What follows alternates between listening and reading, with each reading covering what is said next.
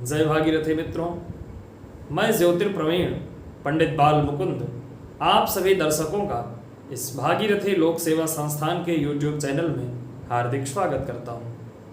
प्रिय दर्शकों, आज हम एक बार पुनः आप सभी के समक्ष उपस्थित हैं एक नए वीडियो में, एक नए प्रकरण पितृदोष से संबंधित सामान्य जानकारियों के साथ। प्रिय दर्शकों, मानव को अनेकों समस्याओं का सामना करना पड़ रहा है। पितृदोष के कारण मानव के जीवन में नित नई समस्याएं मानव को घेरे रहती हैं। तो कहीं मिलने वाली समस्याएं पितृदोष के कारण तो नहीं है। इस स्थिति में इस बात का स्पष्ट होना परम आवश्यक है। आज हम जानेंगे कि कुंडली में ग्रह स्थितियां कैसी हों तब जातक के ऊपर पितृदोष का प्रभाव पड़ता है।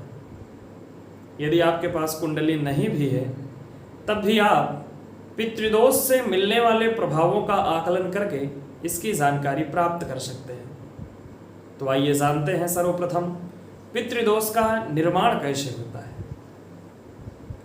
तो हम आपको बता दें कि जब जातक के पूर्वज किसी न किसी रूप में असंतुष्ट रहते हैं तो उसका प्रभाव एक श्राप के रूप में उसके आने वाली पीढ़ियों को भुगतना पड़ता है।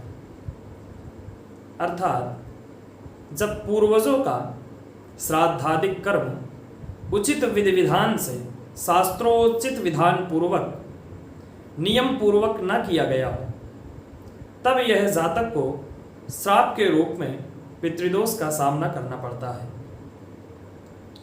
जब आपके परिवार में पूर्वजों के निमित्त कोई कार्य न किया जाता हो, पूर्वजों का अपमान किया गया हो, तब यह एक श्राप के रूप में, पितृदोष के रूप में आपकी कुंडली में विद्यमान रहता है और आपको उस दोष का सामना अपने जीवन में करना पड़ता है।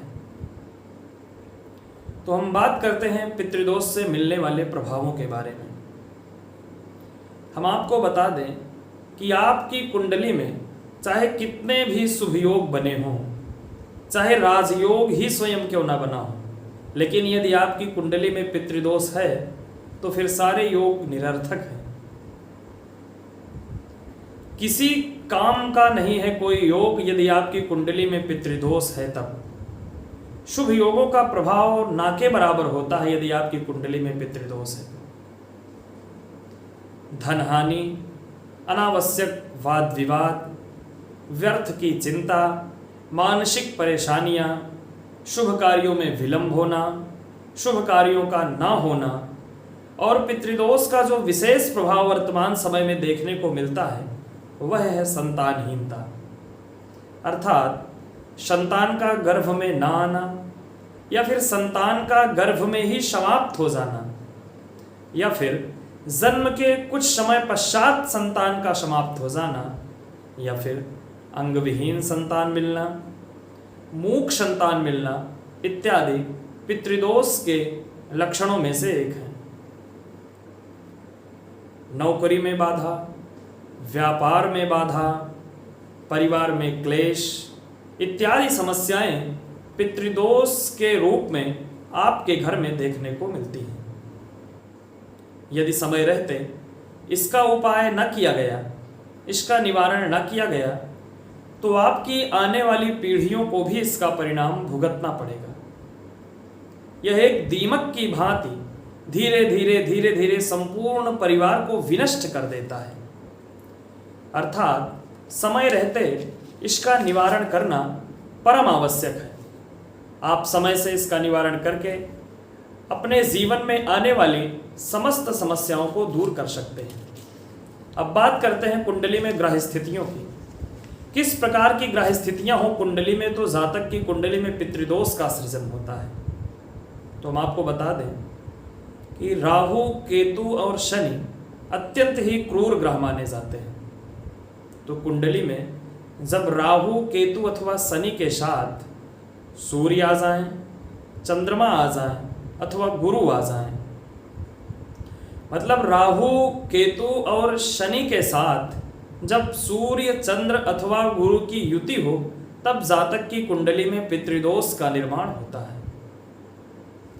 जब राहु अथवा केतु के साथ सूर्य हो तब जातक की कुंडली में जो पितृदोष होता है वो पिता पक्ष से संबंधित होता है। और जब राहु अथवा केतु के साथ चंद्रमा की युति हो तो जातक की कुंडली में पितृदोष का प्रभाव जातक के मातृपक्ष अर्थात ननिहाल पक्ष से प्राप्त होता है।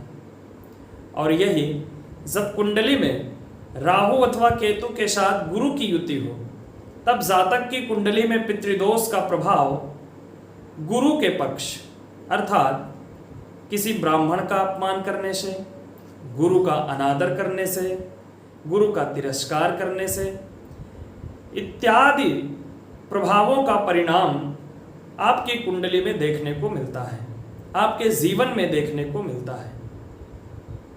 आप इसका निवारण करके अपने आने वाली पीढ़ियों को इन समस्याओं से बचा सकते हैं। अब बात करते हैं इसके उपाय के बारे में। तो प्रतिदिन स्नान आदि करके दूध और जल का मिश्रण पीपल के वृक्ष में प्रातःकाल अर्पित करें। सायंकाल तेल का दीपक पीपल के वृक्ष के पास अवश्य जलाएं।